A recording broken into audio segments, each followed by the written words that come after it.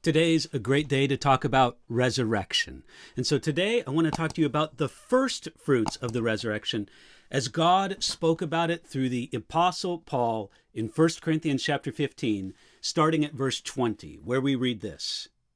But now Christ is risen from the dead and has become the firstfruits of those who have fallen asleep. For since by man came death, by man also came the resurrection of the dead. For as in Adam all die, even so in Christ all shall be made alive, but each one in his own order.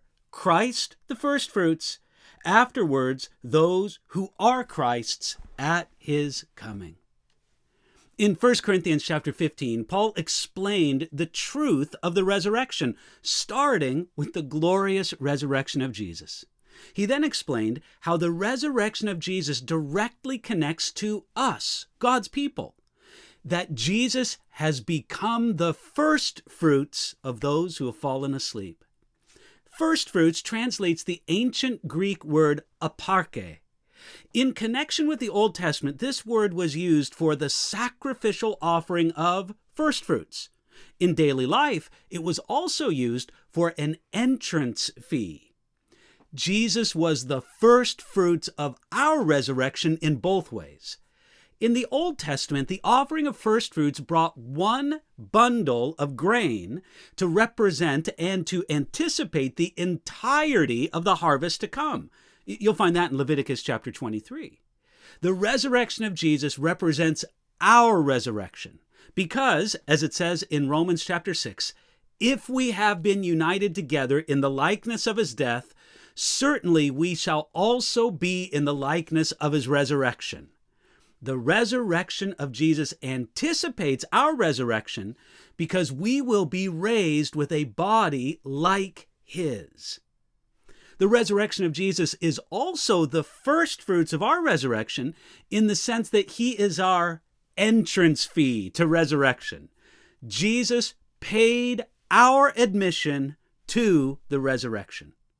In 1 Corinthians 15, Paul continued, by man came death, by man also came the resurrection of the dead. The idea is that by Adam, that is by Adam is he's one head of the human race, and all mankind was brought under death by Adam. The second Adam, Jesus Christ, he's the one mentioned by man in the second part.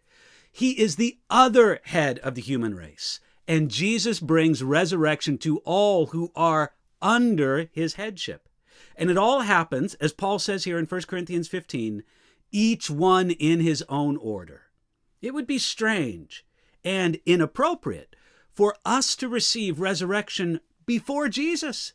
So he received his resurrection first as the first fruits, and then we receive it afterward at his coming. Friends, Jesus is the first fruits of our resurrection. Yet he was not the first one raised from the dead. We read of the widow's son in the days of Elijah. That's in 1 Kings 17. We read of Lazarus. That's in John chapter 11. And we read of Eutychus. That's in Acts chapter 20. Among others in the Bible, each of these was resuscitated from death. But none of them were truly resurrected. Each of them was raised again in the same body that they died in. And they eventually died again. But friends, resurrection isn't just living again. It's living again in a new body. The new body is based on our old body, so there's a connection there. But the new body is perfectly suited for life in eternity. And Jesus was not the first one brought back from the dead, but he was the first one truly resurrected. When we trust in Jesus, his resurrection becomes the promise of our own resurrection. Put your trust in Jesus today and receive that wonderful gift of his promise of resurrection. He is the first fruits of our resurrection.